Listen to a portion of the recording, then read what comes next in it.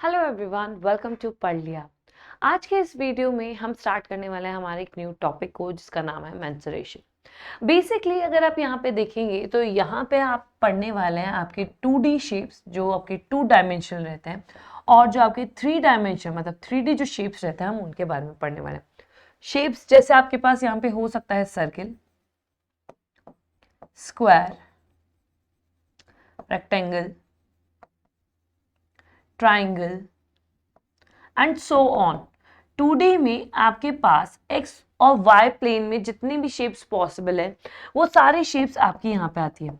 यही अगर हम 3D की बात करें तो 3D में यहाँ पे हमारे सर्किल की जगह क्या आ जाता है? सर्किल की जगह आता है स्फेयर, ठीक है।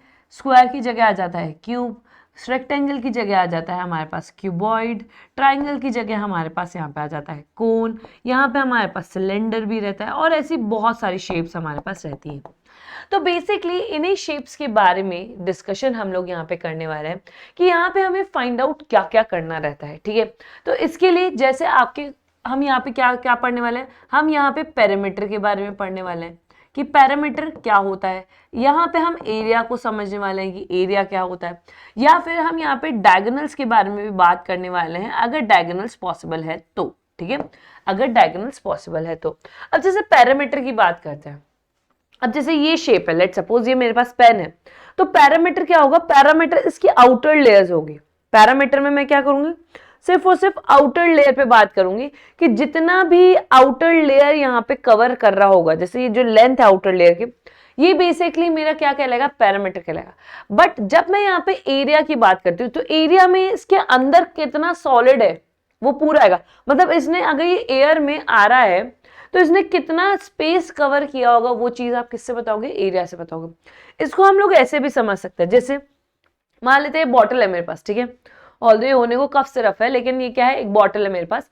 तो देखो इसकी ये जो आउटर लेयर है, अगर मैं सिर्फ आउटर लेयर को अगर ऐड करूं या देखना चाहूं, वैसे ये ऑब्जेक्ट कैसा है? ये ऑब्जेक्ट 3D है। ये ऑब्जेक्ट कैसा है? ये ऑब्जेक्ट 3D है। यही अगर मैं बात करूं, जैसे इसकी बात कर लेते हैं, एक स्टिकर टाइप का है कुछ यहाँ पर रखा हुआ है। ये स्टिकर कैसा है? ये 2D है। इसका कोई हाइट है क्या? नहीं है ना, इसकी कोई हाइट नहीं है ना। ये कैसा है? ये आपका 2D ऑब्जेक्ट है। जबकि इसकी अगर मैं बात करूं तो ये आपको कैसा दिख रहा है? ये आपको 3D ऑब्जेक्ट दिख रहा है, ठीक है। यहाँ पे आपको अगर मैं बाहर की बात करूंगी तो इसका क्या हो जाएगा? ये इसका पैरामीटर हो जाएगा। जबकि इसने यहाँ पे कितना एरिया कवर किया इसके अंदर, ये जो इसने कोई शेप यहाँ पे आपको दिख रही है, सिलेंडर के ऊपर कुछ इस तरीके का शेप दिख रहा है, तो इसमें हम कुछ वॉल्यूम फिल कर पा रहे हैं। तो बेसिकली इसका वॉल्यूम क्या है? तो वॉल्यूम आप कैसे निकालते हो? एरिया से निकालते हो। अब जैसे ये स्टिकर है, स्टिकर ये इतना है ना, इसमें कुछ तो एरिया ने ऑक्यूपाई करा होगा, ये एरिया। 3D में यही एरिया किस में चेंज हो जाता है? आपके वॉल्यूम में चेंज हो जाता है, ठीक है। 3D में यही टर्म आपके किस में चेंज हो जाती है? वॉल्यूम में कन्वर्ट हो जाती है। ये सारे टर्म्स आपके 2D से रिलेटेड है। यही अगर मैं 3D की बात करूं तो देखो यहाँ पे आपके पास आ जाता है कर्व्ड सरफेस एरिया,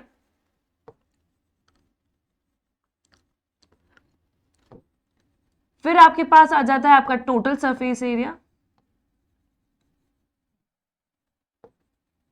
और फिर इसके बाद आपके पास यहां पे आता है वॉल्यूम। इसके पास आपके पास क्या आता है? इसके बाद आता है आपके पास वॉल्यूम। तो यहाँ पे बाकी कोई भी क्वेश्चन यहाँ पे अटेम्प्ट करने से पहले हम यहाँ पे बेसिक कुछ फॉर्मुलाज पे बात करने वाले हैं, जो फॉर्मुलाज आपके बहुत ज्यादा यूज आने वाले हैं। तो चलिए उन फॉर्मुलाज के बारे में थोड़ा सा डिस्कशन करते हैं। जैसे आपको यहाँ पे पहले क्या दिख रहे हैं? सारे आपके 2D शेप्स है। सबसे पहला जो आपके शेप यहाँ पे दे रखा है दैट इज रेक्टेंगल। रेक्टेंगल की अगर बात करें तो देखो रेक्टेंगल हमें कुछ इस तरीके से दिखता है, जहां पे अपोजिट साइड्स क्या होती है? अपोजिट साइड्स इक्वल होती है। अपोजिट साइड्स क्या होती है? अपोजिट साइड्स इक्वल होती है, और जो भी साइड्स आपको मिलती है वो आपके क्या फॉर्म करती है? 90 डिग्री का एंगल फॉर्म करती है। इस चीज का ध्यान रखिएगा, ठीक है। लेंथ आपकी, हम यहाँ पे लेंथ को L से डिनोट कर रहे हैं, ब्रेथ को हम लोग यहाँ पे B से डिनोट कर रहे हैं। अगर मैं यहाँ पे area of the rectangle find out करना चाहूं तो एरिया ऑफ रेक्टेंगल कितना होगा? Length into the breadth. Length into breadth आपका क्या हो जाएगा? एरिया ऑफ द रेक्टेंगल हो जाएगा। लेकिन अगर यही पैरामीटर की बात करूं तो देखो पैरामीटर क्या होगा? Outer layer L plus B plus L plus B, मतलब 2L प्लस 2B। और हम पैरामीटर को क्या लिख सकते हैं? पैरामीटर को लिख सकते हैं 2 इंटू लेंथ प्लस ब्रेथ। अब यही अगर मैं डायगोनल की बात कर लूं तो देखो डायगोनल कैसा होगा? कुछ इस तरीके से होगा डायगोनल, राइट। तो यहाँ पे डायगोनल में क्या लिखूंगी, मुझे पता है कि 90 डिग्री एंगल है तो पाइथागोरस थ्योरम लग सकता है। तो अगर मुझे यहाँ पे डायगोनल लिखना हुआ तो मैं डायगोनल मेरा लिख सकती हूँ square root of L square plus B square, square root of L square plus B square, ठीक है। उसके बाद बात करते हैं स्क्वायर की। तो स्क्वायर में अगर मैं देखूं तो देखो स्क्वायर में क्या होती है, all sides are equal, all sides are what, all sides are equal and they, जब ये एक दूसरे से मिलती हैं तब 90 डिग्री के एंगल पे मिलती है। यही अगर मैं बात करूं अपोजिट साइड्स की, तो अपोजिट साइड्स अगर आपके यहाँ पे मिलेंगे तो वो क्या बनाएंगे, डायगोनल्स मिलाएंगे, और ये डायगोनल्स भी एक दूसरे से 90 डिग्री पे ही इंटरसेक्ट करते हैं। ये डायगोनल्स भी क्या करते हैं, एक दूसरे से 90 डिग्री पे ही इंटरसेक्ट करते हैं। तो अगर डायगोनल की वैल्यू लिखना चाहते हैं तो डायगोनल आपका क्या बन जाता है, side into root two. Side क्या बन जाता है आपका, साइड इंटू रूट टू, किसके केस में, स्क्वायर के केस में। और अगर आपको एरिया लिखना हो तो एरिया क्या होगा, साइड स्क्वायर, बेसिकली क्या होगा, साइड स्क्वायर होगा। और अगर आपको डायगोनल की हेल्प से लिखना है तो डायगोनल स्क्वायर बाय 2 भी आप लिख सकते हैं, किसके लिए, एरिया के लिए। और अगर पैरामीटर की बात करें तो पैरामीटर क्या होगा, a plus A plus A plus A, that means 4a। Parameter क्या हो जाएगा, पैरामीटर हो जाएगा 4a। यही बात करते हैं ट्राइंगल की। ट्राइंगल में बेसिकली अगर आप देखेंगे तो हमारे पास 4 तरीके के ट्राइंगल्स होते हैं। कौन कौन से, एक होता है हमारा स्केलिन ट्राइंगल, एक होता है आइसोसेलेस, एक होता है इक्विलेटरल और एक होता है राइट एंगल ट्राइंगल, राइट। तो यहाँ पे जो हम सबसे पहले डिस्कस कर रहे हैं वो स्केलिन ट्राइंगल कर रहे हैं, जिसमें सारी साइड्स क्या होती है, अनइक्वल होती है, all sides are unequal, all sides are unequal. कोई भी साइड यहाँ पे क्या नहीं होती, कोई भी साइड यहाँ पे इक्वल नहीं होती। तो जैसे आप यहाँ पे देख सकते हैं ए बी सी, तो यहाँ पे लिखा हुआ है A B C are 3 sides of triangle and S is the semi perimeter where S is equal to A plus B plus C by 2। तो यहाँ पे अगर आपने पढ़ा होगा तो ये हीरोन्स फॉर्मूला हमने यहाँ पे हमारे स्कूल टाइम में पढ़ा होता है, हीरोन्स फॉर्मूला, ठीक है। तो बेसिकली यहाँ पे क्या करते हैं, यहाँ पे हम सबसे पहले सेमी पैरामीटर निकालते हैं। सेमी पैरामीटर कैसे निकालते हैं, sum of all the sides divided by 2, ये हमारी s की वैल्यू आ गई, और s की वैल्यू फिर हम यहाँ पे फॉर्मूले में पुट करते हैं along with the sides and we will get the area. As well as if we are having height of this triangle, then we can use half into base into height, or you can say that यहाँ पे आप इसको क्या लिख सकते हैं, half into base, b आपका क्या है, base into height, और यहाँ पे आप किससे मल्टीप्लाई कर रहे हो, आप यहाँ पे हाफ से मल्टीप्लाई कर रहे हो। तो ये बेसिकली क्या हो गया, ये इसका एरिया होगा। और अगर यही हम बात करें हमारे पैरामीटर की, तो पैरामीटर क्या होगा, आउटर लेयर्स को सबको ऐड कर दो, तो a plus B plus c, that's your area, that's your area. तो ये जो डेटा भी हम लोग पढ़ रहे हैं ना, तो ये आपके नोट्स में होने चाहिए, क्योंकि अल्टीमेटली जब हम क्वेश्चन सॉल्व करने पे आएंगे ना, तो यूज आपको यही करना है। देखो वैल्यूज कोई भी पुट कर लेता है, ठीक है, वैल्यूज आपके सामने होती है, वैल्यूज पुट करना कोई बड़ी बात नहीं है। बड़ी बात है क्या, ये डेटा आपके दिमाग में रहना चाहिए, फॉर्मूलाज आपको याद होने चाहिए। अब जैसे मान लो एग्जाम में आपके पास क्वेश्चन आ गया किस कोई में, जिसमें आपको वॉल्यूम ऑफ द कोन पूछ लिया गया। अब जब फॉर्मूला ही नहीं याद है तो रेडियस और हाइट का क्या कर लोगे, कुछ कर लोगे, नहीं, कुछ भी नहीं कर सकते। तो मेनली आपको यहाँ पे एक तो डायग्राम आपके दिमाग में आ जाना चाहिए कि यार क्वेश्चन क्या बोल रहा है, तो किस तरीके की डायग्राम, किस तरीके की इमेज बन रही होगी, राइट। उसके बाद क्या फॉर्मूलाज मेरे पास हैं, ये सारी चीजें धीरे धीरे विथ टाइम आपके साथ डेवलप होनी चाहिए, बहुत ज्यादा जरूरी है, ठीक है। चलो आगे चलते हैं। नेक्स्ट अगर मैं बात करूं तो यहां पे मेरे पास आता है इक्विलेटरल ट्राइंगल। इक्विलेटरल ट्राइंगल में क्या होती है, all sides are equal, all sides are what, all sides are equal, सारी की सारी साइड्स इक्वल रहती है। जैसे आप यहाँ पे देख पा रहे ए। इक्विलेटरल ट्राइंगल में अगर हाइट की बात करें तो दैट इज √3/2a होता है, जबकि अगर एरिया की बात करें तो √3/4a² आपका एरिया होता है। एरिया आप length into breath into height भी लिख सकते हैं अगर आपको हाइट गिवन है तो। अगर यहाँ पे पैरामीटर की बात करें तो पैरामीटर क्या होगा, पैरामीटर 3a होगा, because we know that in parameter we have to add the outer layers और outer sides, that is a, right. चले आगे, ये सारी चीजें याद रखनी है, इस चीज का ध्यान रखिएगा, ठीक है। आइसोसेलेस ट्राइंगल क्या होता है, इसमें ये होता है 2 साइड्स आर इक्वल,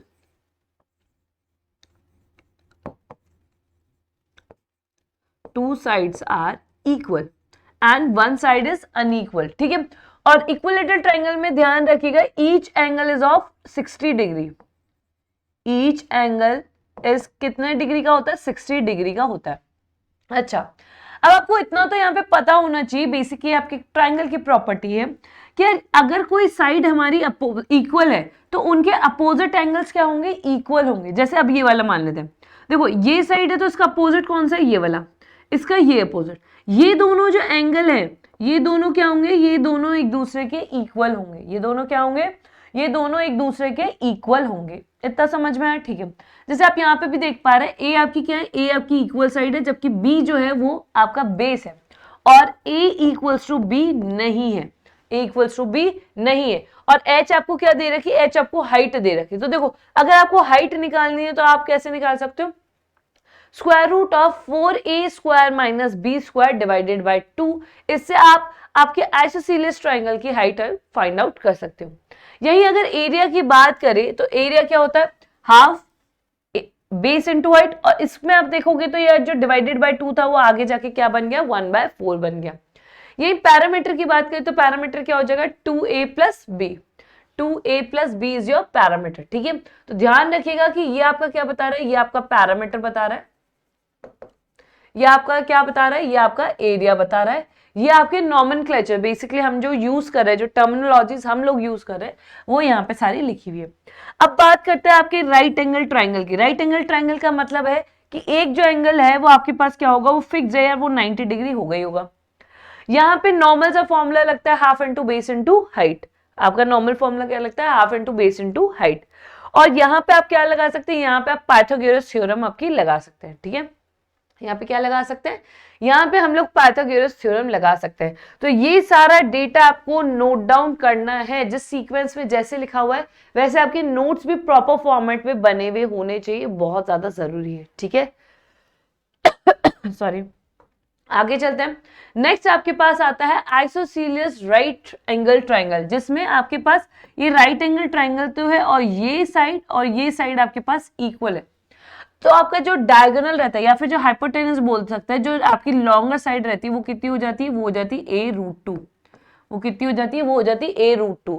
तो एरिया कितना हो जाएगा, एरिया हो जाएगा half into base into height, that is half a square. और अगर हम यहाँ पे पैरामीटर की बात करें तो कितना हो जाएगा, 2a प्लस डी। पैरामीटर की बात करें तो क्या हो जाएगा, 2a प्लस डी आपका यहाँ पे हो जाएगा। ठीक है, उसके बाद बात करते हैं, उसके बाद हमारे पास आता है यहाँ पे क्वाड्रिलेटर। क्वाड्रिलेटर में क्या बोला गया, देखो AC is the diagonal and H1 and H2 are the altitudes on AC from vertex D and vertex B। यहाँ पे दे रखा, तो फॉर्मूला क्या लगता है, हाफ इंटू AC जो आपका डायगोनल है इनटू जो आपके एल्टीट्यूड्स आपको दे रखे हैं उनका एडिशन। ठीक है, ये आपका क्या है, basically these are your areas, ये आपके एरिया है and these are your perimeters. I guess perimeter में किसी को कोई दिक्कत नहीं होनी चाहिए। पैरामीटर तो बेसिकली आउटर लेयर जितनी भी आपको दिख रही है उनको ऐड कर दो। एरिया में मैं फिर भी एक बार के लिए चलो कंसिडर कर सकती हूँ कि बच्चों को फॉर्मूला याद नहीं रहता, लेकिन पैरामीटर एक ऐसी चीज है जो आप अपने दिमाग से भी कर सकते हो। क्या ये 5 दे रखा है, ये 4 दे रखा है, ये 7 दे रखा है, ये 9 दे रखा है, अब आपको टोटल बताना है पैरामीटर क्या होगा, तो सिंपली क्या कर दो, सिंपली वैल्यूज को ऐड कर दो। क्या कर दो, सिंपली वैल्यूज को ऐड कर दो। क्लियर, चले आगे चलो। अब जैसे हमने यहाँ पे हमारा क्वाड्रिलेटर पढ़ा था, उसके बाद कहता है पैरेललोग्राम। मैं कैसे पीछे आ जाऊं, तो देखो पैरेललोग्राम क्या होता है, यहाँ पे आपके पास दो साइड्स आपस में क्या होती है, पैरेलल होते हैं। जैसे आपने ये देखा, ये साइड एक दूसरे से पैरेलल है, ये साइड और ये साइड एक दूसरे से पैरेलल है। ठीक है, क्या है, एक दूसरे के पैरेलल है। ठीक है, तो यहाँ पे क्या लिखा हुआ है, देखो यहाँ पे लिखा हुआ है A and B are the sides adjacent to each other where H is the distance between parallel sides। तो जब भी अगर आपको यहाँ पे एरिया निकालना हो तो एरिया क्या होगा, जो भी पैरेलल साइड आपको दे रखे into the height, parallel side into the height, this is what, this is the area. And again parameter हम सब निकाल सकते हैं। आई गेस पैरामीटर इतना समझाने की या बताने की जरूरत नहीं है, बेसिकली आपको आउटर लेयर्स को ऐड करना होता है। देखो आपका यहाँ पे जो पैरेललोग्राम होता है ना, वो एक तरीके से आपके रेक्टेंगल की तरह होता है। रेक्टेंगल में सारे एंगल्स क्या होते हैं, 90 डिग्री होते हैं ना, बस इसको एंगुलर फॉर्मेट में थोड़ा सा घुमा दो, वो आपका क्या बन जाएगा, वो आपका पैरेललोग्राम बन जाएगा। जैसे देखो मैं आपको दिखाती हूँ, देखो ये आपके पास क्या है, ये आपके पास रेक्टेंगल है। ठीक है, अभी आपके पास क्या है, रेक्टेंगल। अगर मैं यहां पर इसको क्या करूं, इसको अगर एंगुलर फॉर्मेट में घुमा दूं, देखो ये अगर मैं इसको ऐसे थोड़ा सा घुमा दूं, नीचे से ऐसे खींच दूं, इस वाले पॉइंट से ले जाके थोड़ा सा खींच दूं, ऊपर से स्टिक कर दूं, नीचे से खींच दूं, तो ये कुछ एंगल्स पे हो जाएगा। तो आपने क्या कहा, आपने ये कहा कि मैम यहाँ पे तो सारे के सारे एंगल्स क्या हैं, सारे के सारे एंगल्स 90 डिग्री। लेकिन अगर यहाँ पे देखोगे तो यहाँ पे आपके पास सारे एंगल्स 90 डिग्री नहीं होंगे। कुछ दो एंगल्स आपके बिलो 90 होंगे और दो एंगल्स आपके मोर देन 90 होंगे। कॉस में, आपके पैरेललोग्राम में, आपके पैरेललोग्राम में। और ये आपका क्या है, this is your rectangle, this is what, this is your rectangle. ठीक है, चले ऐसे ऐसे ही कहानी किसके साथ है, ऐसी कहानी रोम्बस के साथ भी। देखो रोम्बस बेसिकली कहते हैं जहां पे डायगोनल्स मीट होते हैं ना, ये तो 90 डिग्री बनाते हैं, लेकिन यहाँ पे जो साइड आपकी जैसे स्क्वायर में होती है ना, स्क्वायर में होता है all sides are equal, rhombus में भी ऑल साइड्स आर इक्वल होता है। लेकिन जहां स्क्वायर की दो आपकी क्या मिल रही है, एजेस मिल रही है, राइट, तो वहां पे 90 डिग्री बनाते, यहाँ पे 90 डिग्री नहीं बनता, यहाँ पे वही कहानी, दो एंगल आपके मोर देन 90 और दो एंगल लेस देन 90। ठीक है, रोम्बस में भी क्या होती है, रोम्बस में भी होती है all sides are equal, all sides are equal, sorry. और पैरेललोग्राम में क्या होते हैं, पैरेललोग्राम में होती है अपोजिट साइड्स आर इक्वल।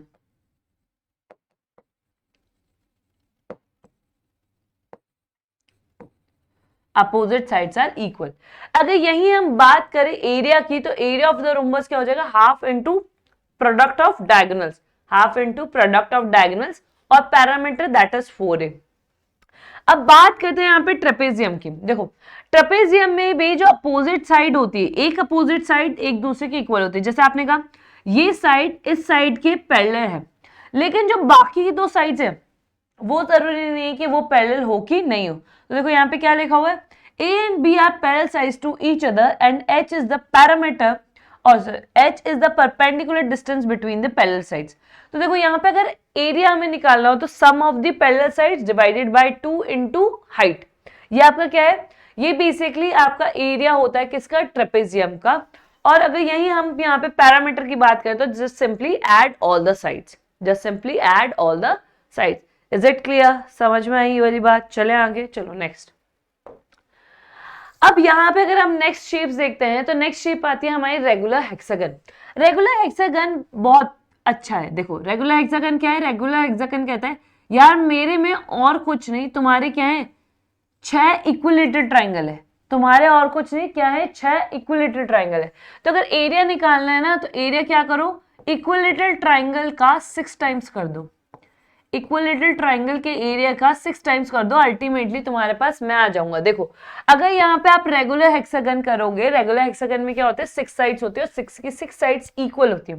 तो यहाँ पे जब आप डायगोनल्स मिलाओगे तो आपको यहाँ पे 1 2 3 4 5 6 ऐसे 6 आपको इक्विलेटरल ट्राइंगल मिलते हैं। यही अगर पैरामीटर की बात करें तो पैरामीटर क्या हो जाएगा 6a हो जाएगा। पैरामीटर को तो इतना डिस्कस ना भी करें तो शायद अपना काम चल जाएगा।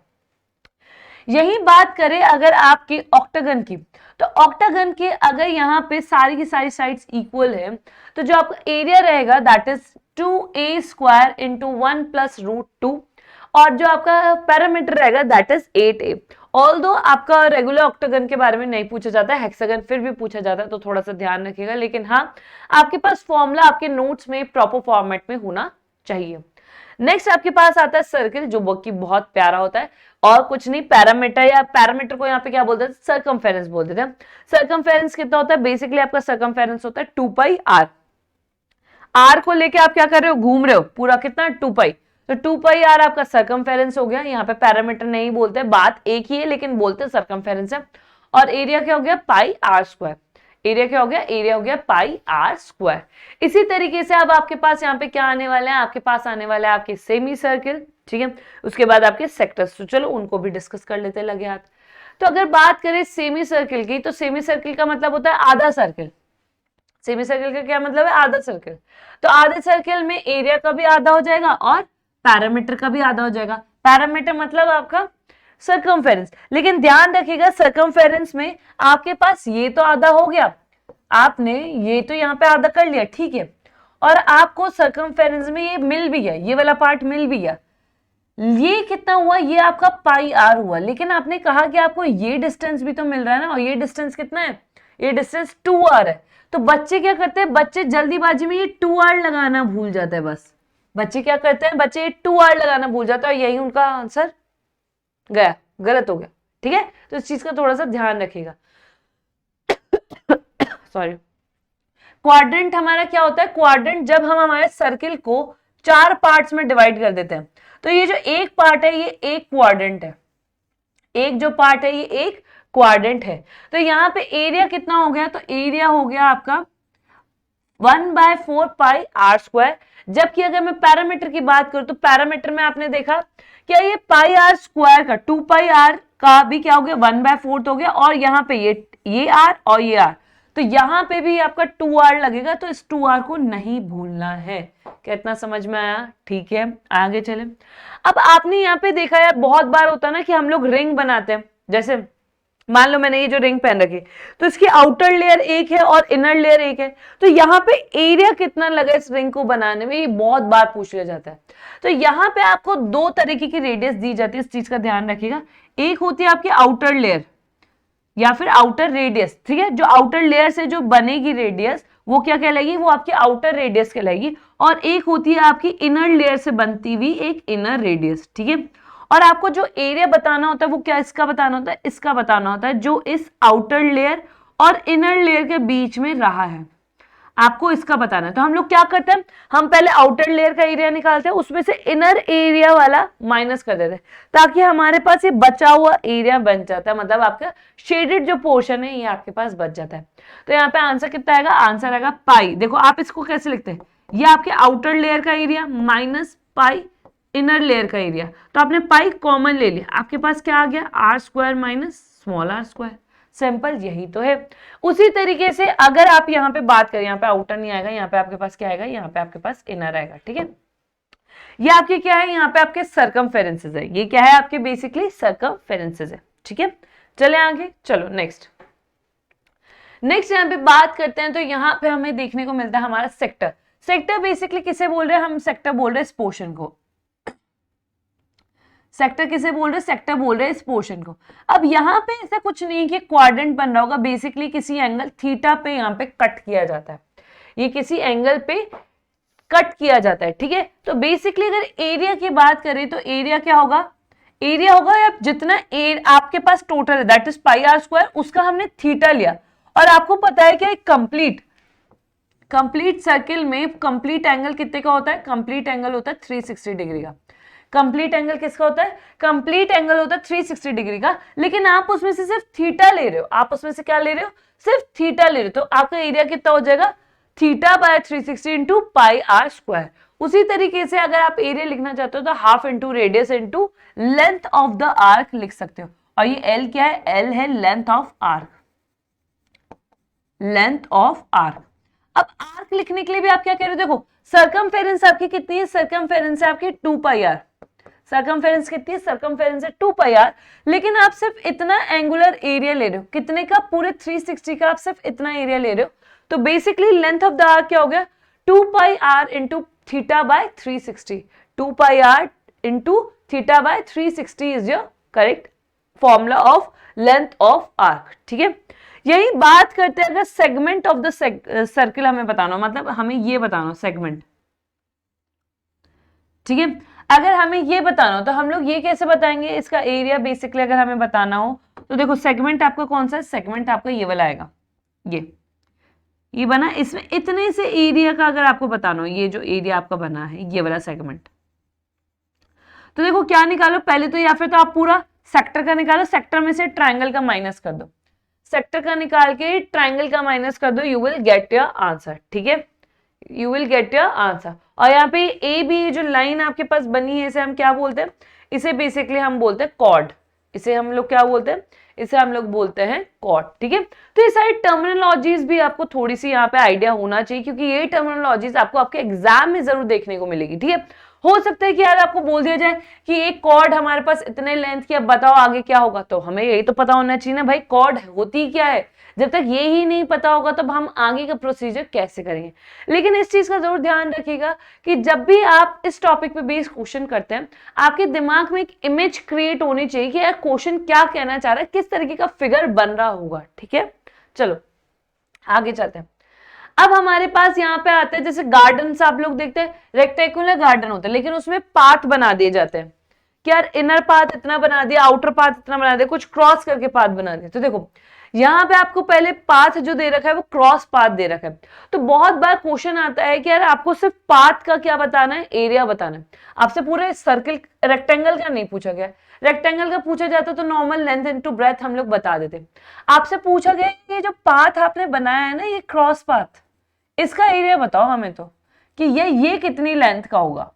तो देखो उसके लिए हम लोग कैसे बताएंगे, एरिया आपका होता है डायरेक्ट जो आपको लेंथ और ब्रेथ दे रखी है उन्हें ऐड करो, माइनस जितनी ब्रेथ आपको दे रखी है वो माइनस करो, फिर जितनी ब्रेथ आपको दे रखी है उसमें से क्या करो, वो उसको मल्टीप्लाई कर दो। That will give you what, that will give you the area of this crossing paths. ठीक है, उसी तरीके से यहाँ पे आपके क्या है, यहाँ पे आपके आउटर पाथ है, मतलब ये गार्डन था या ये कुछ आपके पास लॉन टाइप का होगा।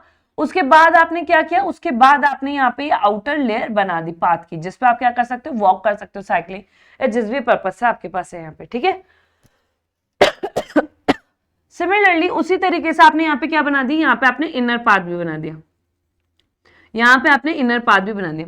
अगर अब आप यहाँ पे देखो तो यहाँ पे अगर मैं मान लेती हूँ, अगर मैं टोटल लेंथ की बात करूँ पहले, तो लेंथ कितनी हो जाएगी, तो देखो यहाँ पे ये W, यहाँ पे W, बेसिकली आपकी जो लेंथ हो जाएगी, अगर हम मान लेते हैं, जैसे यहाँ पे हम लोग चलते हैं, हमारी स्लाइड का है ये वाली। ठीक है, हमने क्या मान लिया, हमने ये मान लिया कि यार चलो मान लो ये रेक्टेंगल है। ठीक है, ये यहाँ पे मैंने इनर पाथ बनाया, मैंने इनर पाथ बनाया, इसकी कुछ जो लेंथ होगी वो L होगी। तो अब इसकी लेंथ कितनी बन जाएगी, तो मैं मान लेती हूँ अगर यार ये W है और ये भी W है, तो जो इनर लेंथ है ये बन जाएगी L माइनस 2W। ये कितनी बन जाएगी, L माइनस 2W।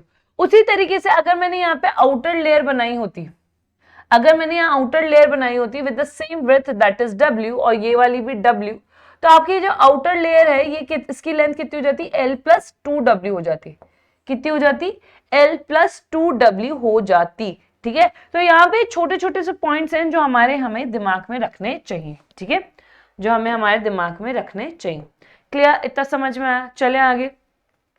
अब हम लोग यहाँ पे क्या करने वाले हैं, अब हम लोग यहाँ पे और चीजें देखने वाले हैं, मतलब बेसिकली अब हमारे यहाँ पे कुछ क्वेश्चंस पे बात करते हैं, या क्वेश्चंस भी हमारे बन पा रहे हैं कि नहीं बन पा रहे हैं। ठीक है, चलो क्वेश्चंस की अगर बात करें तो देखो यहाँ पे आपको पहला क्वेश्चन दिख रहा है। ये क्वेश्चन बेसिकली आपसे पूछा गया था आपके गेट 2014 में। ये क्वेश्चन कब पूछा गया था, ये क्वेश्चन पूछा गया था आपसे गेट 2014 में।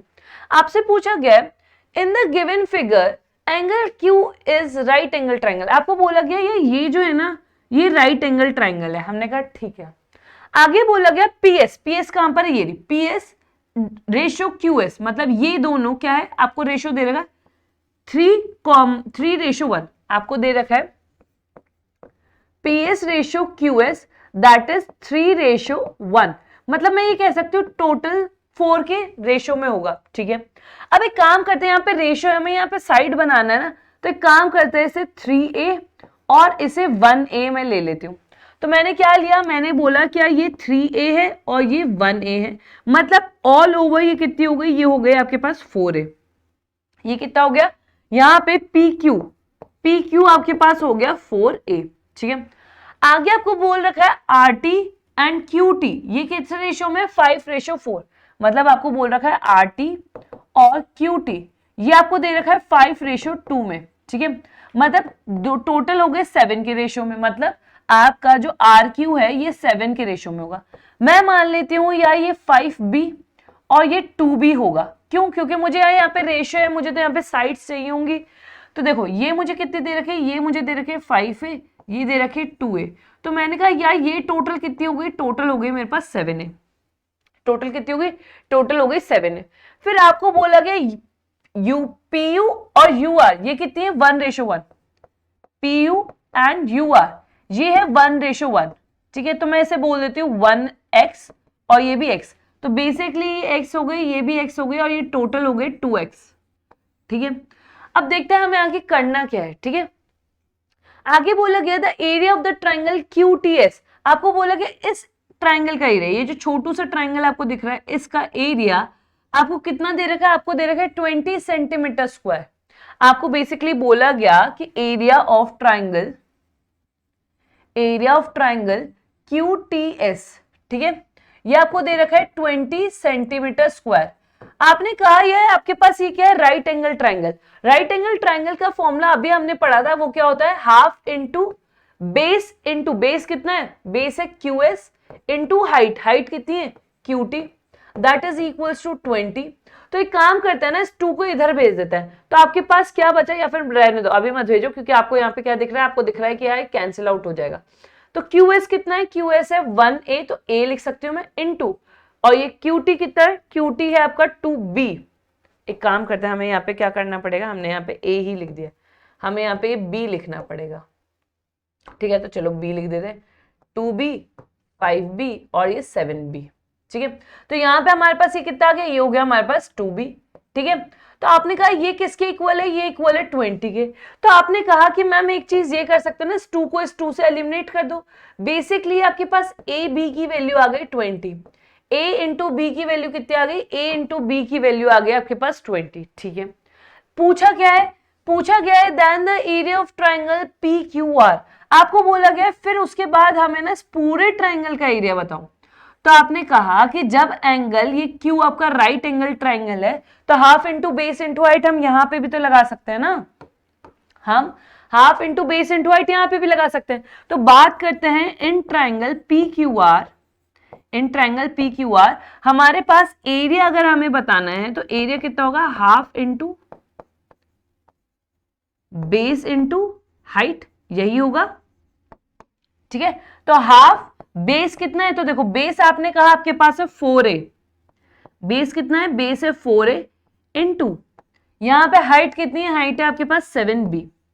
फिर आपने कहा कि काम करते हैं मैम यहां पे से एलिमिनेट कर दो, यहां पे 2 बच जाएगा, बेसिकली आपके पास बच गया 14AB। आपके पास कितना बच गया, 14AB। और आपने कहा मैम AB की वैल्यू तो हमारे पास वहां पे है, दैट इज 20।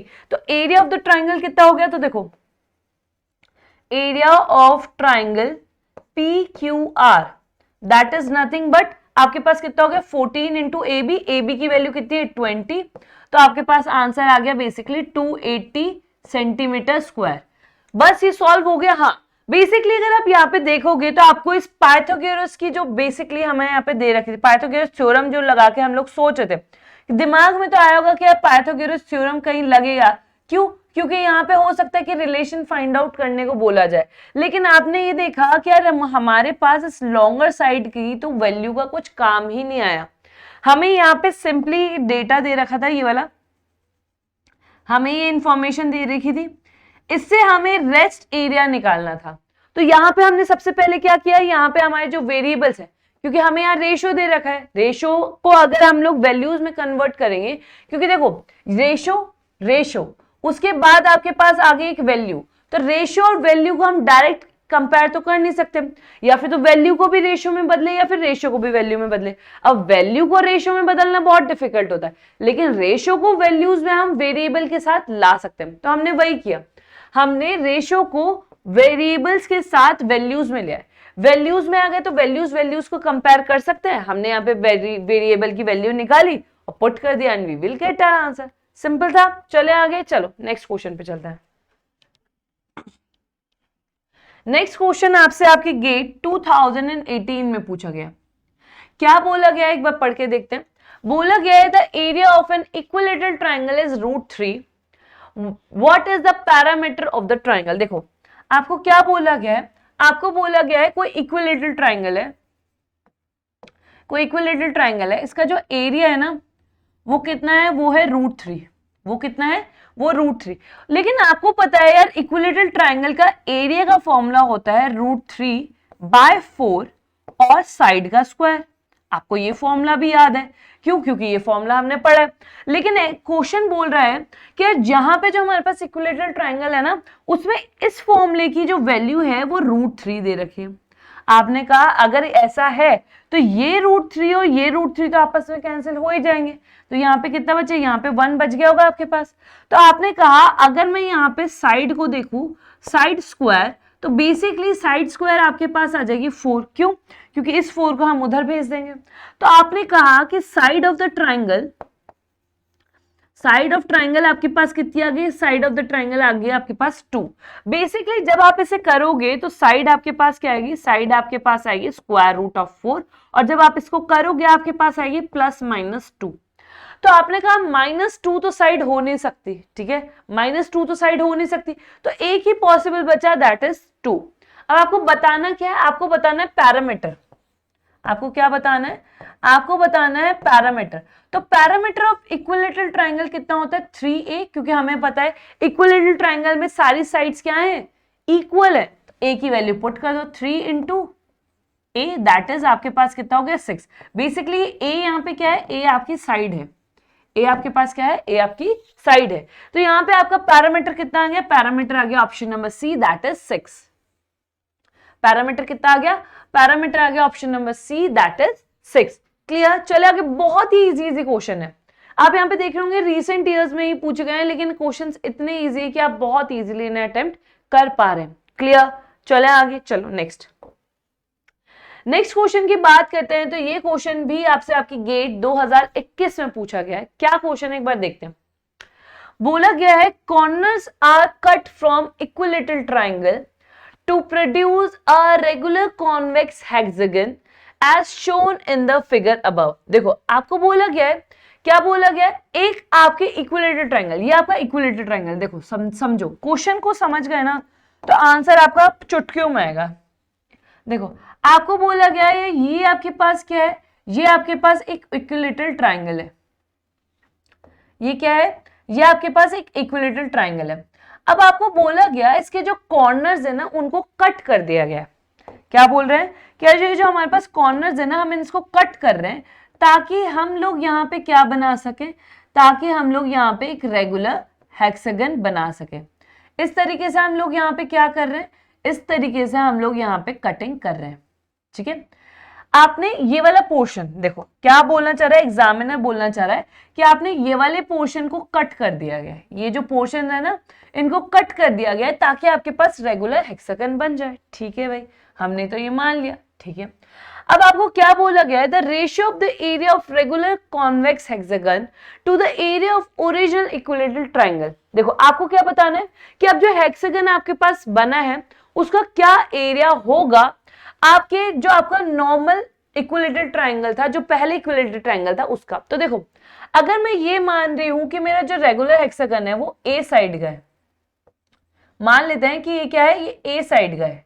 ठीक है, तो आपका जो ट्राइंगल होगा तो देखो वो भी ए होगा, तो ये भी ए होगा, ये भी ए होगा।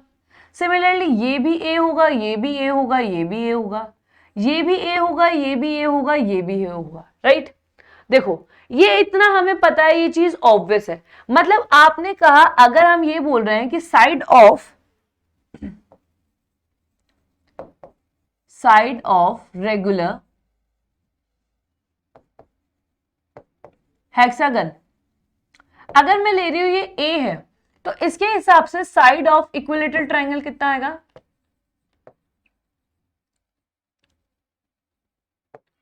Equilateral triangle that is nothing but 3a। ठीक है, अब आपको इनके एरिया के बारे में डिस्कस करना है। अब हमें पता है कि यार रेगुलर हेक्सागन में आपको यहाँ पे क्या मिलते हैं, यहाँ पे आपको 6 इक्विलैटरल ट्राइंगल्स मिलते हैं, इतना पता है। और साइड कितनी है, साइड है ए। तो अगर मैं यहाँ पे आपको बोलूं कि यहाँ पे मैं एरिया ऑफ हेक्सागन निकालूं, एरिया ऑफ हेक्सागन, तो वो कितना होता है, वो होता है बेसिकली 6 इंटू √3/4 साइड स्क्वायर। ये आपका एरिया ऑफ हेक्सागन होता है। यहां पे अगर आप एलिमिनेट करोगे तो आपके पास √3, आपके पास क्या आएगा 3√3/2 और साइड स्क्वायर आपके पास रहेगा। आपके पास क्या रहेगा, साइड स्क्वायर रहेगा। साइड की वैल्यू कितनी है, ए, तो चलो पुट कर देते हैं 3√3/2 इंटू ए स्क्वायर। यही अगर मैं बात करूं मेरे एरिया ऑफ इक्विलैटरल ट्राइंगल की, area of equilateral triangle that is nothing but √3/4 side square. यहां पे साइड कितनी, 3a। तो आपके पास आ गया √3/4 3a का होल स्क्वायर। बेसिकली आपके पास यहाँ पे आ गया 9√3a²/4। ये आपके पास क्या आ गया, ये आपके पास एरिया आ गया। लेकिन आपको एरिया नहीं लिखना है, आपको क्या लिखना है, इनका रेशियो लिखना है। आपको यहाँ पे एरिया नहीं लिखना है, आपको यहाँ पे इनका रेशियो लिखना है। तो रेशियो कैसे लिखेंगे, देखो सॉरी, हमें रेगुलर कॉन्वेक्स हेक्सागन का पहले लिखना है, फिर इक्विलेटरल ट्रायंगल का लिखना है। तो चलो रेशियो लिखते हैं। रेशियो आपको लिखना है हेक्सागन टू ट्रायंगल, ठीक है। तो आपका यहाँ पे एरिया कितना कितना है, चलो देखते हैं। तो देखो एरिया एक जगह आया कब, 3√3/2a², और यहां पे आपके पास आया 9√3/4a², ठीक है। तो देखो आपने क्या कहा, आपने कहा ये a² से गया, ये a² इस a² से गया, ये √3 इस √3 से गया, यहां पे आपके पास 2 बचा, यहां पे आपके पास 3 बचा। तो बेसिकली इस 2 को हम लोग यहां भेज देते हैं और अल्टीमेटली जो मुझे रेशियो मिलेगा दैट इज 2:3। मुझे रेशियो क्या मिलेगा, मुझे यहाँ रेशियो मिलेगा 2:3। देखो ऑप्शन में है क्या, हाँ बिल्कुल है। कौन सा ऑप्शन है, ऑप्शन नंबर डी आपका करेक्ट हो गया। आपका कौन सा ऑप्शन करेक्ट हो गया, ऑप्शन नंबर डी यहाँ पे करेक्ट हो गया। क्लियर, चले आगे, चलो नेक्स्ट। यहाँ पे इस चीज का ही ध्यान रखना है कि यार आपको क्वेश्चंस किस तरीके से फ्रेम करने हैं, रेशियो किस तरीके से पूछा गया है। नेक्स्ट क्वेश्चन की बात करें तो ये नेक्स्ट क्वेश्चन भी आपसे आपके गेट 2021 में पूछा गया है। क्वेश्चन क्या बोल रहा है एक बार देखते हैं। आपको बोला गया following shape has equal length segments PR equals to PS। देखो आपको बोला गया सारे के सारे सेगमेंट्स इक्वल है, that means PR is equals to PS is equals to QS is equals to TR is equals to TQ, ठीक है। ये आपको सेगमेंट्स दे रखे हैं of equal length. What will be the angle theta, आपको बोला गया आप ऐसे में ये बताओ क्या ये थीटा कितना होगा, ये दिया गया, ठीक है। अब आप ये सोचो कि यार हमें पता है जब साइड्स इक्वल होती है तो उनके अपोजिट एंगल्स भी इक्वल होते हैं। तो आपने कहा कि ये थीटा है, इसका ये मतलब है ये भी थीटा होगा, ये भी थीटा होगा, ये भी थीटा होगा, ये भी थीटा होगा, यस और नो, ठीक है। लेकिन इससे सबसे इंपॉर्टेंट जो बात हमें यहाँ पे समझनी है, तो थीटा थीटा तो हमें समझ में आ गया, हम लोग ये यहाँ पे लिख लेते हैं। If angle P is theta तो हम लोग ये बोल सकते हैं angle Q, angle R, angle T और एंगल Q। नहीं, हमारे पास कौन सा बच गया, एक एंगल S। ये सारे भी क्या होंगे, थीटा होंगे। लेकिन सबसे इंपॉर्टेंट बात क्या है, इंपॉर्टेंट बात ये देखो, ये क्या आपको यहाँ पे पेंटागन दिख रहा है क्या, ये जो आपके पास यहाँ पे बनेगा क्या ये आपको पेंटागन दिख रहा है क्या, हाँ या ना में दिख रहा है कि नहीं दिख रहा है। बेसिकली अगर मैं इसे नामकरण करना चाहूं तो चलो नामकरण भी कर देते हैं, ABCDE। सॉरी, मैंने आपको क्या बोला कि यार यहां पे मुझे पेंटागन दिख रहा है कुछ इस तरीके का,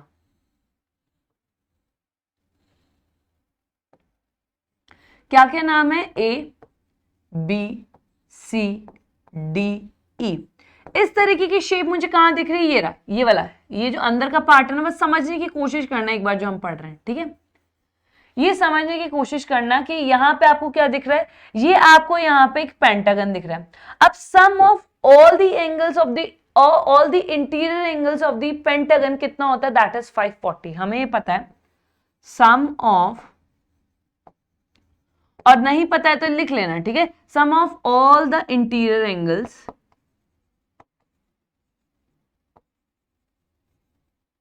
ऑफ पेंटागन।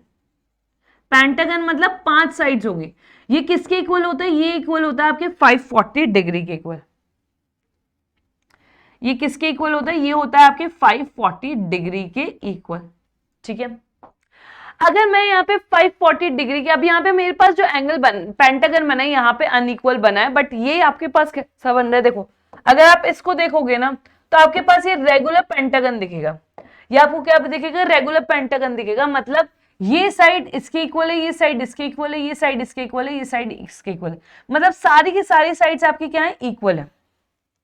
सारी की सारी साइड्स इक्वल है। ये क्या होता है, ये आपका बेसिकली यहां पर, चलो दूसरी तरीके से करता है, देखो यहां पे समझाने की मैं कोशिश करती हूँ, क्योंकि जब तक ये समझ में नहीं आएगा ना दिक्कत आएगी। आपने कहा अगर आप देखो तो यहां पे आप इस तरीके से भी क्रिएट कर सकते हो, यहां पे भी आपके पास क्या बनेगा, यहां पे भी आपके पास एक पेंटागन ही बनेगा। पेंटागन बनेगा तो आप क्या करोगे कि ये यहां पे ये सारे एंगल्स निकालोगे, ये एंगल्स निकालोगे तो यहां पे आपके पास ये एंगल और ये एंगल इक्वल बनेंगे, ठीक है। आप एक अप्रोच तो ऐसे कर सकते हो, लेकिन यहाँ पे आपका प्रोसीजर थोड़ा सा लंबा हो जाएगा, इसलिए हम क्या कर रहे हैं, हम लोग यहाँ पे इंटीरियर पेंटागन पे जा रहे हैं। हम लोग कहां पे जा रहे हैं, इंटीरियर पेंटागन पे जा रहे हैं।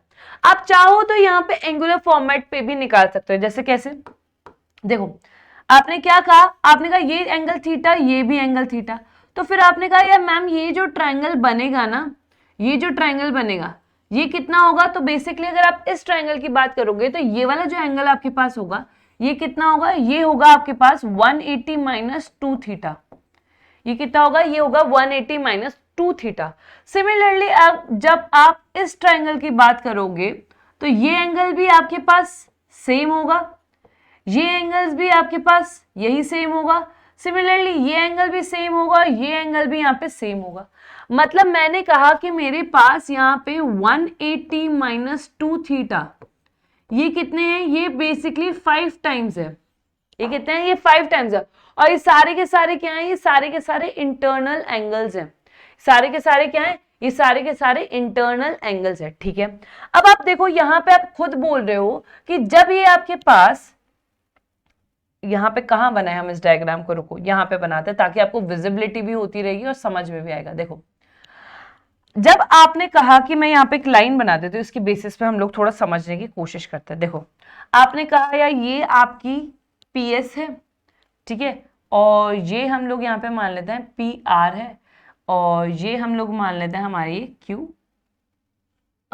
TQ है, और बेसिकली ये हमारी SQ है, ठीक है, इस तरीके से मानते हैं। देखो अब आपने कहा जब ये वाला एंगल थीटा है, आपने कहा कि मैम जब ये वाला एंगल थीटा है और ये वाला एंगल भी थीटा है, तो ये एंगल कितना होगा, एंगल की प्रॉपर्टीज लगाओ तो ये होगा 180 माइनस 2 थीटा।